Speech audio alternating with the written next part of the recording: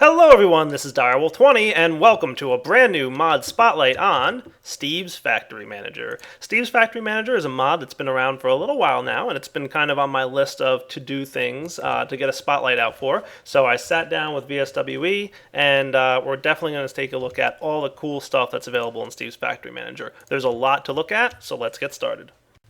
So at the very core of this mod is the Machine Inventory Manager. This is the block that's responsible for pretty much doing everything in Steve's Factory Manager. There's a ton of stuff it can do, and there's a bunch of other items here that are going to help it out and be able to do other things for it, but for the most part, this is the main machine, and you can see here when you right-click on it, it has this huge crazy interface. This interface is really cool because it allows you to do all kinds of different crazy things all within the same block. So we're going to do a couple things here. In fact, let me get another type of chest just to make this even easier to follow. So I'm going to go ahead and use an iron chest on one side over here so that we can see what's going on. So the Machine Inventory Manager is capable of transferring items or liquids from one block to another. That's the core of what it does, but it's able to do that in an incredibly controlled way. So you can do pretty much almost anything if you can write the logic for it. To write the logic for it is not terribly complicated. You don't need to know code and you don't need to know programming to be able to do it. You just need to have a little bit of a logical thinking process and figure out how to do things. And once you start playing with this, it'll quickly become clear how to get things going. So let's take, for example, cobblestone. We're going to transfer cobblestone from the wooden chest to the iron chest, and it's really quite simple. The first thing you need to specify is the input. In other words, the chest where the items currently are that you're going to be moving somewhere else. And to do that, it's this icon right here, Create Input. It's real simple. It'll create an input slot. The little square here is what you can click on to move this around, and you can move it anywhere within the screen. So there's plenty of real estate to place this item and figure out, where to put this and what to do with it. Once you've got it in position where you want it, you can always move it later. You want to expand this little tab by clicking on this, and this will open up all the options for the input chest. Now we haven't yet defined what the input chest is. That's step one. Right here we can specify which inventory is the input chest. I'm going to specify it's the wooden chest. Note when you mouse over it that it tells you how far away it is and what its XYZ coordinates are. So this way if you have multiple wooden chests on your network, it's easy to figure out which one is which. I'm simply going to click on it, and now it's selected. Pretty cool. There's some other buttons here that I'll show you in just a minute. If you wanted to, by the way, you could search. So if you had multiple inventories, you could search for the word iron to find iron chests or, anything else that you want to do. Pretty cool, right? So we'll stick with chest, and we'll leave the fact that the wooden chest is selected as your input inventory. The next thing you want to do is select a target. Where in this inventory do you want to pull from? You could do the standard pulling from different sides. So chests doesn't really matter what side you pull from, but things like furnaces, you might want to insert on the top or the bottom and extract from the side. It's not a big deal. You simply click on the side and hit activate, and you'll notice now that there's a white border around it indicating the north side is activated. If you also wanted to have the south side activated, you could do that as well. So now it's able to pull from the north and the south. You can also deactivate these guys if you wish. And you can also specify the slot ID range for a specific side. So if you want, you could specify to only pull from slots, 1 through 5. But we'll check that in a minute. For now, we're going to stick with all slots. Okay. So far we've told this input that you're allowed to pull items out of the wooden chest, and you're allowed to pull out of the north side of the chest. And finally, you can specify which items are allowed to be pulled out. Now, if you specify a whitelist, you're going to have to tell it at least one type of item. If you specify a blacklist, that means items that cannot be pulled out, and you don't have to specify anything. For now, just to keep it simple for this initial demonstration, I'm going to leave it with the blacklist empty, which means it can pull out anything. Once you're done changing this, if you want, you could change the text with this little T button here, and we could name it from input to pull from wooden chest. Cool. And you can click to save or cancel this input screen, whatever you want to do. So I might even just change this to be wooden chest. Cool. And you'll note here that the word wooden chest now appears on this little icon, so you can see exactly what this is. Because if you have multiple inputs, it might get a little confusing as you build more and more complex stuff. It's just naming it. It doesn't really actually change any of the functionality. It's just showing you the name of this little square box here. So we've just created an input. Cool. What do we want to do with the items that we pull out of this chest? Well, it's pretty easy. We're going to output them. And to output them, we're going to go ahead and create this output. And we're going to change the inventory on the output to be the iron chest. Cool. Same deal. We're going to specify which side to pump the items into. I'm going to say north, even though because it's a chest, it really doesn't matter. And we're going to leave the item list as a blacklist so that there's no restriction on which items can go in and out. Now to connect these two, it's really easy. We simply take this output slot here and drag it and click on the input. Ta-da! You also might get a message here that tells you if there's any problems. So I might want to activate the north. I might have deactivated that by mistake earlier. So if there are anything that you forgot, you will see that red icon and you can mouse over it to specify exactly what the message is. So no direction is active. You know that you forgot to activate a specific side. Now we're good to go. Cool. So we've taken the input chest and we've output items to the input of the output chest. So that sounds a little confusing, but basically what's happening here is we're taking stuff from the input chest and we're pumping it to the output chest. Cool. Is it working? Nope, not yet. Because we've yet to specify under what conditions to actually carry this function out. We need to go ahead and say when to actually do this. So in order for that to happen, we need to create a trigger. Dun, dun, dun. Triggers are pretty much the start of any system, and you're going to specify in the trigger under what conditions to go ahead and execute the actions that follow it. So I'm going to specify an interval by default of 1 second. So every 1 second, it's going to grab something from this chest and dump it into this chest, because that's what we're going to connect up. There's other trigger connections available. We'll get to that in just a minute. For now, all I need to do is connect this interval line to the input on the input chest, and what we should see is now the cobblestone has moved into the iron chest. It's moved out of the wooden chest. So every 1 minute, or every 1 second, the input chest move items to the output chest. And we haven't specified any criteria, so it's going to move every item. So anything that we dump in there within a second will be moved over. So every second moves all the stuff, good to go. Cool. Now, one of the other nice things you can do with this is specify filters. So one of the things I'm going to do here, and you can see I've disconnected my trigger for a minute so that nothing moves, I'm going to specify the output filter. I'm going to say that you can only move cobblestone in. To do that, I set a whitelist. I click on the question mark, and then I type in the letter C, and I can find cobblestone very quickly. You can search for pretty much anything. Items, blocks, whatever you want. As long as it exists in NEI, it should exist here in the list. So I'm going to click on cobblestone, and I'm going to specify cobblestone is the only item that's allowed to move. Let's reconnect our trigger. And we should see that this chest emptied out, and there's cobblestone in here now. Cool. Any other items going in here will not get moved, only cobblestone will. Very cool. And of course, if you want, you could toggle this from a whitelist to a blacklist, and in that case, everything except cobblestone will get moved out of the chest. Neat. You can also specify, now remember this is specifying the output, so this is specifying what's allowed to land in the iron chest.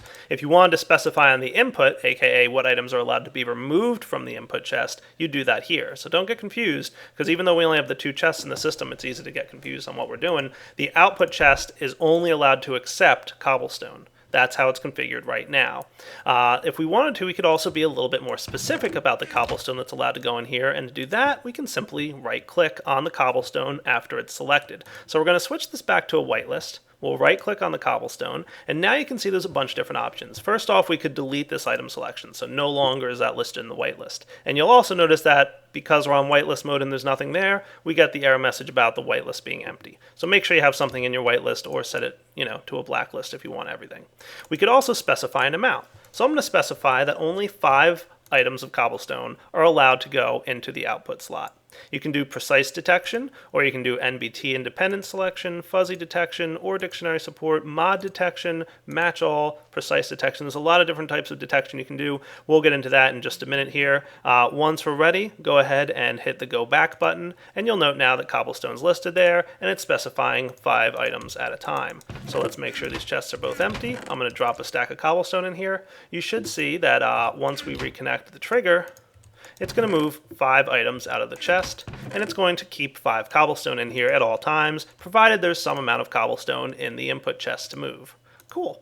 And you'll see every second it puts 5 more cobblestone back in the output chest. Nice.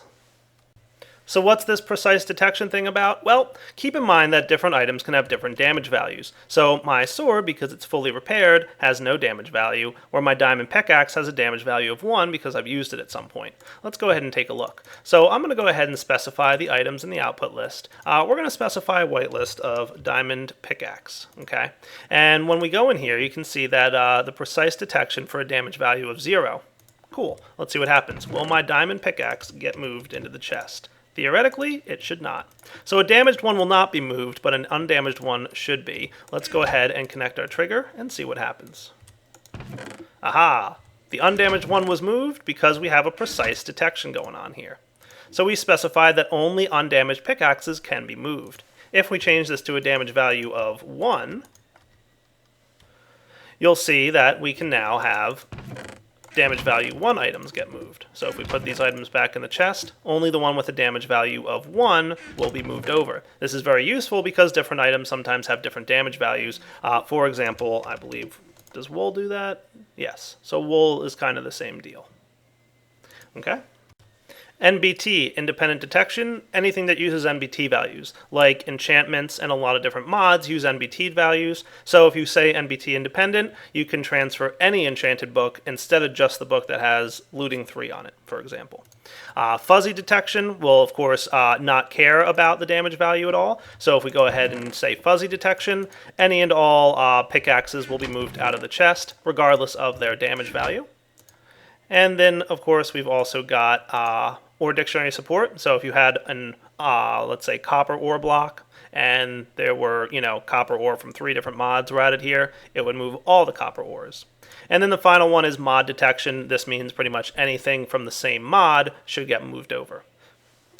So remember, we're filtering on the output of this connection here. So this is what items are allowed to move into the chest. So let's just go back and make it a little bit of a different connection. I'm going to put another chest right here, and we're going to specify the input can actually come from either of the wooden chests. So now both wooden chests count as inputs in this system, and the output is still targeted at only cobblestone. So when we make sure that our trigger's set and we move cobblestone into this chest, it should be popped over there. And it's going to keep 5 items in at all times, as we specified. And the same if we have the cobblestone in this chest. Okay, all we have to do is remove this, and it should pop over again, getting pulled out of the back chest. Neat. Let's go ahead and just switch this up, and we're going to change this.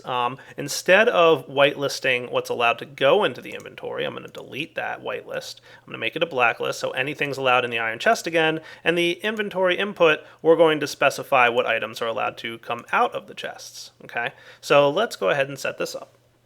So what's cool about this is with the input, you can specify similar things. Let's go ahead and say that, this iron chest and this iron chest, well, actually I'll just do the left one for now, so just this one. We're going to specify a whitelist of cobblestone once again. But instead we're going to specify, just like we did before, 5 at a time. However, because we're specifying on the input, instead of it just keeping 5 cobblestone in this chest at all times, it's now going to be pulling 5 cobblestone at a time out of the input chest. And you'll notice that it just keeps pulling, but it does 5 at a time instead of the whole stack. Very cool.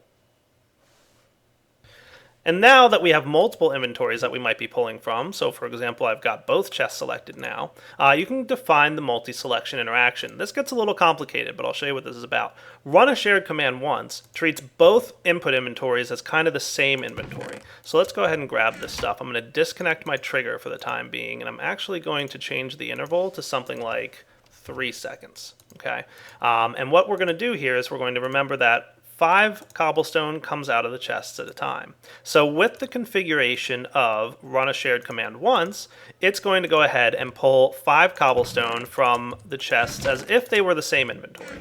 So if we go ahead and connect this input, you'll see 5 cobblestone, and then 3 seconds later another 5, and then 3 seconds later another 5. Okay? We'll disconnect the trigger for a minute, and let's change this to treat the inventories a little differently. Run command once per target. What this does, it's going to pull 5 cobblestone from each target separately. So now, when we connect this back up, we should see 10 cobblestone at a time. So it's pulling 5 from one chest and 5 from the other chest. So it's treating them as two separate inventories and running the command on each of them. So that's an important distinction when you have multiple inputs.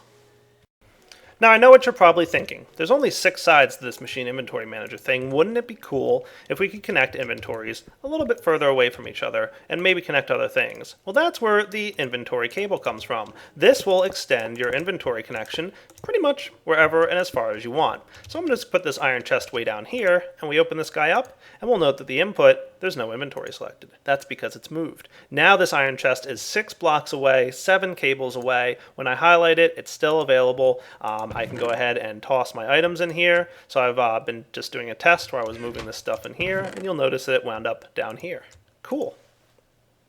So long story short, your inventory cable can go ahead and extend the control of your inventory. So you can go ahead and extend it and have access to pretty much all your chests or all your inventories. I'm obviously just using chests, but we can do all kinds of cool stuff with this, can't we? So let's say we wanted to input items into this chest, have them smelted by the furnace, and we'll go ahead and have the iron chest be the output. Let's set it up. So what we could have here first is we're going to choose the input inventory to be the wooden chest. Okay, I'm not going to do any filtering on the input inventory. It can do whatever it wants for now. But on the output, I'm going to choose the furnace. And the side I'm going to choose here is probably just the up side. So let's go ahead and make sure that the target is only up. So that means that items can go into the top, which will land in the top slot here. Okay, so that's the only target they're allowed to put in. And items, we're going to whitelist this to different types of ore. So let's see, I've got some gold ore, iron ore, nah, not coal ore, I don't want that. Lapis, diamond, redstone, emerald, nether quartz, that sounds good. Gold and iron for now. But you can of course scroll down here and see some other ore types as well. Obviously a bunch of different types of ores. So if I wanted to go ahead and throw copper in there, and maybe I'd want to tell copper to do ore dictionary support because we want any kind of copper to be allowed. Sound good so far? Nice. But now we want to also keep coal in there, don't we? So let's go ahead and set another input-output trigger condition here. And I'm going to tell this input inventory again to be the chest, and the target to be the down, or no, the target can be actually anything, so I'll leave that as north. It doesn't matter because it's the chest. And items, we're going to go ahead and leave that as an empty blacklist. Okay, but the output, we're going to choose the furnace. We're going to say the target is down, and items, whitelist, coal. So only coal is allowed to be moved into that inventory there. So we'll connect these guys and connect these guys. Cool. So now we've specified that we can, every 1 second, we're going to also be putting coal into the bottom of the furnace. And then finally, we're going to do another set here. And don't worry, there's a more efficient way to do this. I'll show you in a minute. I'm showing you the long, complicated way. There's a better way to do it. Input, finally, will be the furnace, will be the input. We're going to choose a target of the north side. Doesn't really matter which side we pull out of as long as it's not the top or bottom. And then items, it'll be an empty blacklist because you'll only have access to the output slot there. And then your output will be the chest. And the target, doesn't matter what side, and it'll be an empty blacklist again. Cool. So we'll connect these guys like so. And if this is all configured correctly, I should be able to get a bunch of coal and a bunch of ore. And I'm just going to do a few of these. And you'll note that it pretty quickly moved my iron ore into here. Pretty cool. And the coal, where did that go? Oh, I must have misconfigured something. It might have gotten pulled out quickly. So let's blacklist coal. Coal's not allowed to be pulled out of there, just to be safe. And we'll try that again. There we go. Nice. So we blacklisted coal. It's not allowed to be pulled out the side. I guess the side must have access to the bottom slot. Never knew that. And now you can see that it's making iron ingots. And the iron ingots should get pulled out of the north side and dumped into the chest here. Unless I configured something wrong on my input. That should be going. You know what? Maybe it's the bottom slot here. Maybe I have to pull down. Activate. There we go. Okay. So I guess you have to pull items out of the bottom of a chest. You guys can tell how familiar I am with the eye-sided inventory of a vanilla furnace. Not very, apparently. So now items are getting pulled out of the output slot, and they're landing in here. Pretty cool, huh?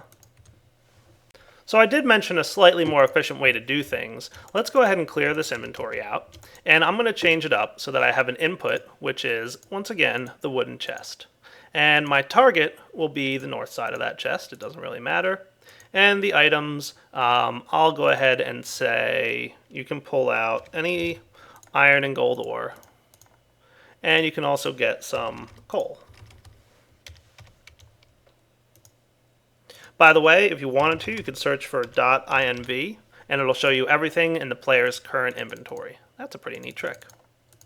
All right, so coal and the two different types of ore are what's allowed to be pulled out of the input chest. Let's say I wanted to get both the coal and the ores into the furnace all in one go without having to have multiple lines here. For that, I could use a flow control.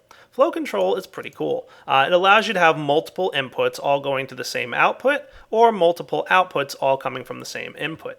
So let's take a look. I'm going to do a split to two different outputs. So we're going to connect the input to the flow control, okay? And then we're going to have two outputs.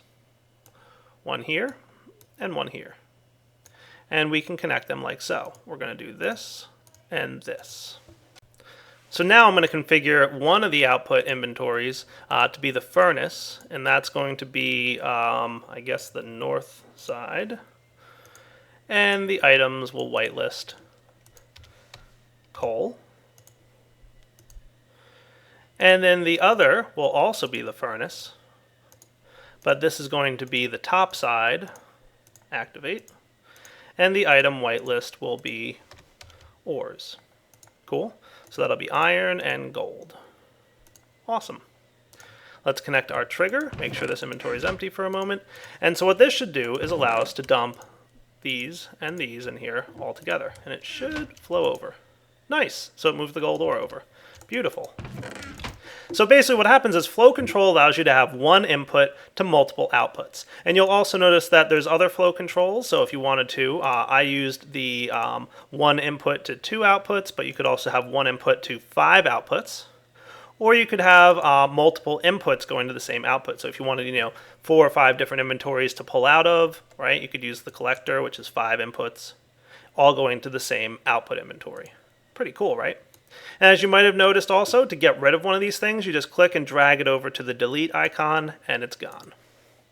Now, as you guys can imagine, you might wind up with a lot of different blocks on this network, especially if you want to have like a whole base running off something complicated. In order to help facilitate that, there's different ways to search for inventories. As we saw, .all shows all inventories. If we just want to search for a furnace, for example, we can just search for that. There's other filters that you can apply as well. For example, how far away it is, and you can do a selection filter and a variable filter. Variables we'll get into in a little bit, and a couple other things here. So those are some filters that you can go ahead and use. So for example, you can specify the XYZ coordinates of different things. Pretty cool.